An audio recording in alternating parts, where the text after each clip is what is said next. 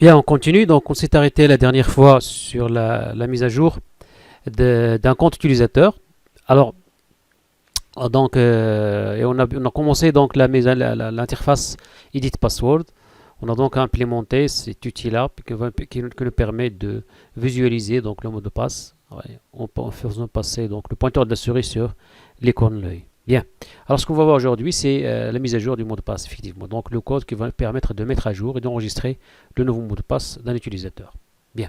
Alors, en cliquant sur le bouton enregistrer, donc, ouais, il nous fera donc créer la page, ouais, edit ou update password.php. Bien. Update password.php. Je vais créer une nouvelle page. Sinon, je vais prendre une page existante. Prendre par exemple la page. Bon, voilà. Je vais créer tout simplement une nouvelle page. Donc, clic droit sur le dossier page. Nouvelle page.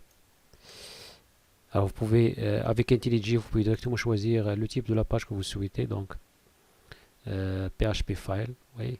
Donc, vous pouvez donc choisir PHP file ou PHP class. Alors, PHP file.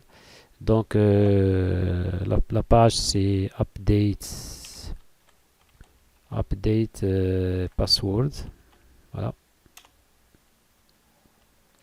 Automatiquement, il ajoute l'extension update password. Oui, il ouvre donc la balise PHP. Bien. Alors donc, j'aurais besoin donc de se connecter d'abord du fichier on l'a appelé. On l'a appelé donc notre fichier de connexion, je pense, identité. S'identifier, oui, identifier.php. J'aurai besoin donc de deuxième fichier qui va me permettre de se connecter à la base de données. Donc requirements, l'autre fichier, c'est connexion DB. Voilà. Alors, on aura besoin donc tout d'abord, parce que comme vous voyez, la mise à niveau du mot de passe passe d'abord par la saisie de l'ancien mot de passe. Donc l'utilisateur doit d'abord saisir son ancien mot de passe. Donc, et là, le nouveau mot de passe. Donc quand je clique sur le bouton enregistrer, la première des choses à faire, c'est de vérifier si l'utilisateur a bien saisi son ancien mot de passe. Donc ce qu'on va faire, on va d'abord récupérer le mot de passe. Sinon, on va récupérer le mot de passe qui est enregistré dans la session. Parce que comme vous savez donc, une fois l'utilisateur est connecté, on enregistre son compte en session. Donc soit on récupère l'ID de l'utilisateur, soit on va récupérer son mot de passe. Donc le mot de passe est récupéré en session. Donc je vais récupérer le mot de passe qui est enregistré dans la session. Soit je vais récupérer uniquement l'ID, parce que normalement il est recommandé de ne pas enregistrer le mot de passe en session. Moi je pense que j'ai fait au moment de connexion, là, comme vous voyez, je n'en sais pas ici, c'est se connecter, au fichier se connecter. Ce qu'on a fait, c'est que là on enregistre toutes les informations de l'utilisateur, à savoir son mot de passe même. Il est enregistré en session, dans la variable session. C'est ce qui n'est pas recommandé, donc il est recommandé d'enregistrer uniquement les données nécessaires à la session, à savoir le nom d'utilisateur tout simplement, l'ID et le nom d'utilisateur. Mais par contre, le mot de passe, il vaut mieux de ne pas l'enregistrer. Nous, on l'a enregistré, on a créé donc, on a pris toute la variable user et on l'a stocké en variable session. Donc je peux récupérer le mot de passe dans cette variable, enregistré dans cette variable session, comme je peux récupérer tout simplement l'ID et d'aller chercher le mot de passe sur la base de données. C'est ce que je vais faire d'ailleurs, parce que je vais vers la fin modifier, bon, tout simplement, je vais donc, pour ne pas enregistrer, si vous voulez, donc le mot de passe en session, il suffit de modifier la requête. Au lieu de dire select étoile from utilisateur, je vais dire tout simplement select nom, ouais, login, email, les informations nécessaires à l'application, savoir donc par exemple l'ID, login, email et le rôle et l'état. Si on a besoin de l'état, oui, on aura besoin de l'état d'utilisateur. Bon, oui, on aura besoin de l'état d'utilisateur pour vérifier là si l'utilisateur est activé ou pas. Mais par contre, le password, on utilise password là. On n'aura pas besoin vers la suite. On aura besoin du password pour la requête là, un password. Mais par contre, on n'aura pas besoin du mot de passe dans les autres informations dans la suite de notre application. Donc je peux faire ça tout de suite. C'est-à-dire je récupère l'ID user, je récupère le login, je récupère donc le rôle, Alors, vous voyez donc donc IntelliJ, donc Multimate, en créant la source de données, donc il connaît directement les champs que je souhaitais. Donc le rôle, donc état, si vous voulez. Donc l'idée, login, l'idée, j'aurais besoin de l'idée dans le login de l'email ou login, je vais ajouter là email, virgule, rôle, état. From utilisateur, where login égale. Donc je ne vais pas donc, voilà. Je peux donc diviser cette requête en plusieurs lignes. From and voilà. Donc select ID, login, email, role, état, from utilisateur, d'accord. Donc je cherche uniquement l'ID, login, email, role et l'état, et pas password. Donc c'est-à-dire là, dans la variable user enregistrée dans la session, je ne stockerai pas le mot de passe pour des raisons de sécurité. Alors ce que je vais faire pour la mise à jour, je vais récupérer l'ID. L'ID elle est enregistrée en session, elle est là en session, l'ID elle est enregistrée en session parce que je l'ai récupéré. J'ai récupéré l'ID. Donc il est enregistré dans cette variable session. Je vais le chercher, je vais le récupérer. En faisant quoi? En déclarant une variable. Je vais déclarer une variable que je nommerai id by user, comme ça. Id user qui est égal à quoi? Qui est égal à la variable session, la variable user enregistrée en session. Mais là, ce que je cherche, c'est pas l'utilisateur tout entier, mais je cherche uniquement l'ID de l'utilisateur. id user stocké en session. Il faut faire attention à la casse. Il faut faire attention à la casse. Ouais. Il faut respecter la casse. Ok. Voilà. Pourquoi cette erreur-là de point virgule? Requirements, connexion DB. Là, oui, c'est parce que dollar. Il faut utiliser le caractère dollar. Voilà. Alors, voilà. J'ai récupéré l'idée de l'utilisateur. Ce que je vais faire vers la suite, c'est que je vais donc aller chercher l'utilisateur s'il existe ou pas sur la base de données. Avec cette idée-là, je vais vérifier si le mot de passe. D'abord, je dois récupérer le mot de passe saisi par l'utilisateur sur l'interface. Je vais déclarer une variable que je vais nommer old password. Ça veut dire c'est l'ancien password de l'utilisateur. Alors l'ancien password de l'utilisateur, c'est le mot de passe qui sera saisi sur la page, sur cette zone de texte. Cette zone de texte, on l'a nommée old password, je crois. Cette zone de texte, elle est nommée old password. Ben, c'est là. Name, old, pwd. Alors, je déclare une variable où je vais stocker donc la valeur saisie dans cette zone de texte. Cette valeur, on l'a récupérée en utilisant la méthode post. Parce que vous voyez là, la méthode utilisée, c'est post. Donc, ce que je vais faire, je vais donc vérifier d'abord si cette variable existe sur l'URL. Pardon, dans le corps de la requête parce qu'elle est envoyée par la méthode post. Donc je vais chercher dans la variable globale post si on a une variable nommée, si on a une valeur nommée old password. C'est ce que je vais faire. Je peux le faire de deux façons. Je peux le faire si vous voulez donc en utilisant donc le test unitaire. Ça veut dire je vais vérifier. Je vais lui donc demander de vérifier is7 $post donc caractère souligné post s'il contient une variable nommée ou un paramètre nommé old password. Ça c'est le nom de la zone de texte. Old password c'est le nom qu'on a donné à la zone de texte, c'est name. Là il faut respecter la casse, quand je dis la casse ça veut dire majuscule minuscule.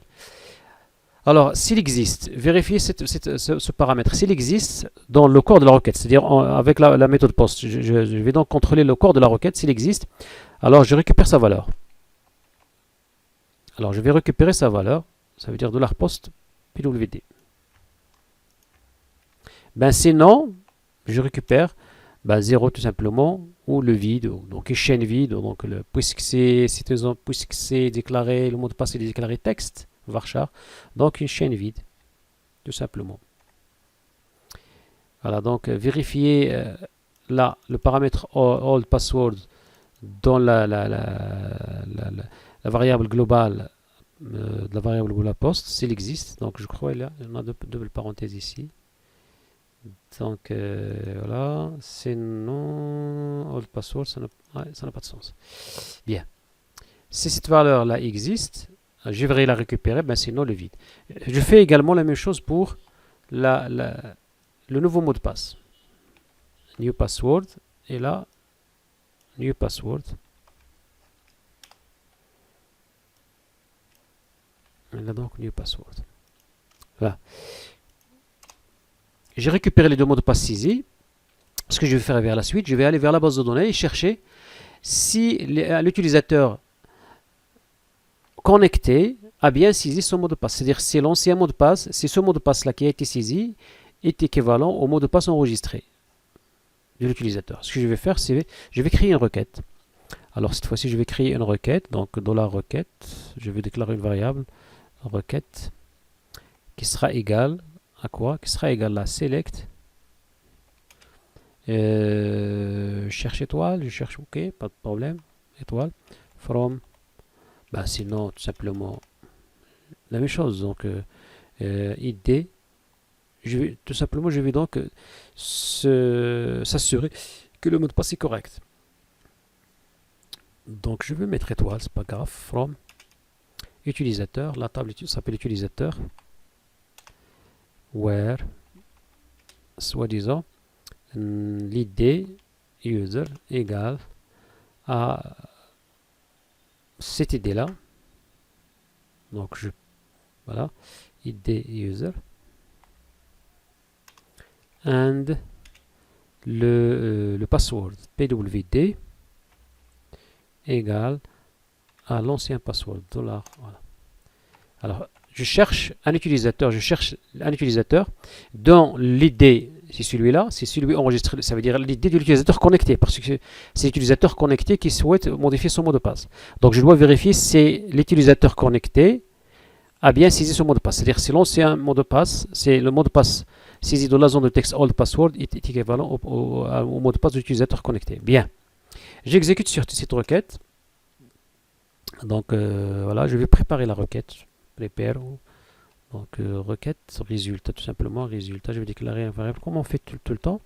Résultat égale donc la variable de connexion, la variable qu'on a déclarée c'est connexion DB, donc c'est PDO, voilà. Donc la variable de connexion c'est PDO, donc PDO. PDO c'est minuscule ou majuscule? Connexion DB, ben, c'est minuscule. Alors PDO, je vais donc préparer la requête. Prepare. Ben, je peux exécuter la requête directement puisqu'il n'y a pas de paramètres. Puisqu'il n'y a pas de paramètres, je peux directement exécuter la requête. Mais voilà, donc je prépare la requête. Voilà, requête, et puis je l'exécute. Et puis je l'exécute. Je peux tout de suite, je peux donc écrire directement exécute. Ça marche puisqu'on n'a pas de paramètres. Résultat, bah égal, tout simplement, exécute pdo.exécute. Tout simplement, parce que j'ai déjà préparé la requête, mais exécute tout simplement. Exécute. Il n'y a pas de paramètres, donc ça. J'exécute la requête. Je prépare la requête et puis je l'exécute. Je vais récupérer le résultat. Ben, le résultat, je peux le nommer là. Je peux donc écrire là user. Ouais. Je peux donc écrire user, tout simplement, au résultat, peu n'importe. Alors le résultat de ma requête. Alors donc, pour vérifier si cette requête a de bons résultats, pour vérifier si l'utilisateur existe, alors il suffit de tester. Il suffit de dire if, donc, c'est résultat. Résultat, donc fetch. Ça veut dire quoi? Ça veut dire c'est la requête, c'est le résultat de la requête contient des données. Ça veut dire quoi? Ça veut dire que l'utilisateur existe. Ça veut dire quoi? Ça veut dire que le mot de passe est correct. Donc qu'est-ce qu'on va faire vers la suite? Si le mot de passe est correct, donc ce qu'on va faire, on va donc exécuter la requête update. On va donc exécuter la requête update. Alors la requête update, donc on va donc déclarer une requête, donc une variable Voilà, nommer donc, voilà. Je peux utiliser la même variable, toujours requête, la variable requête, qui est égale, cette fois-ci, ça sera update utilisateur, cette, ce qu'on va modifier, c'est le mot de passe, set password, égale, rappelez-vous qu'on a utilisé la fonction de cryptage MD5. Hein, on a utilisé la fonction de cryptage MD5 pour crypter les mots de passe. Donc MD5, notre mot de passe c'est quoi? C'est old, non, c'est new password. Le nouveau mot de passe, c'est new password. Donc je peux écrire $new password, comme je peux utiliser donc le paramètre point d'interrogation where id user égale, entre encore une fois, point d'interrogation.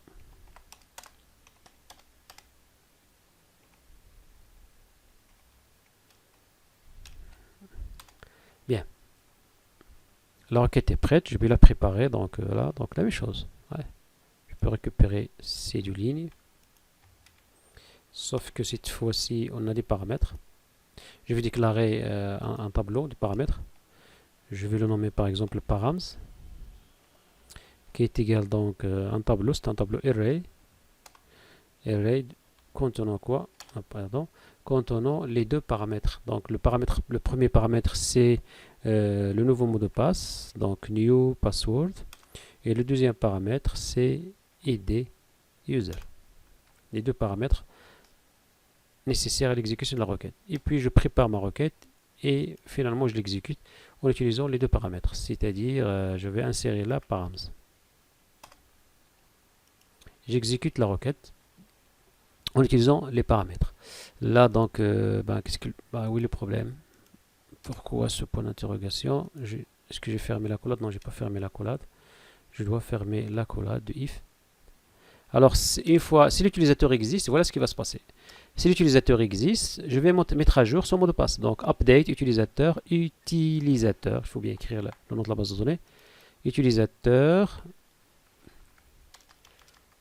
set password égale md5, where id user égale. Alors, au lieu de ce mot de passe, au lieu de ce point d'interrogation, on va insérer new mot de passe, new password, et là, id user. Et résultat égale p2, je prépare la requête et puis je l'exécute. Voilà.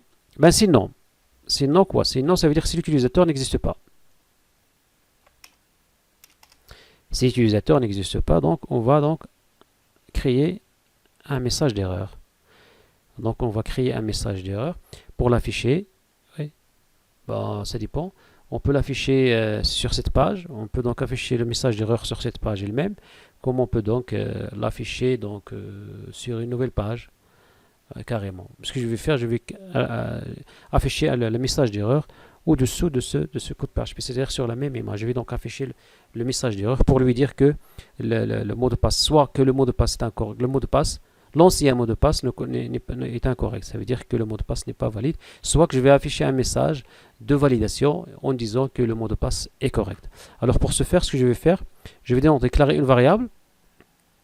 Je vais déclarer une variable ici, une variable que j'aurai besoin pour dire soit que le mot de passe n'est pas... Oui, c'est ça. Je vais déclarer une variable ici. Une variable, je vais la nommer par exemple erreur. Une variable, je vais donc la nommer erreur. Ben, c'est une variable du type tableau. C'est une variable du type tableau. Alors, en cas d'erreur, ce que je veux dire, donc ici, je vais lui dire donc que, voilà, donc je vais donc ajouter une erreur sous forme d'un script HTML. Script HTML en disant que l'ancien mot de passe est incorrect. Donc, erreur. Donc, erreur. Voilà, l'ancien mot de passe est incorrect.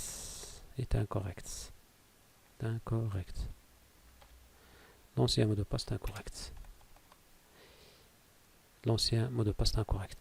Bien, je vais rajouter quelques petites balises pour mettre le mot erreur en gras. Je vais donc ajouter la balise strong par exemple. Je vais l'insérer.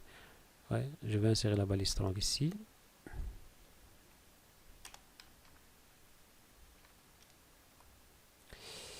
Ok, voilà notre message d'erreur qui va s'afficher. Ben sinon, ouais, sinon donc si tout se passe bien, on aura un message de confirmation. Voilà, j'enregistre. On continuera sur la vidéo prochaine. A tout de suite.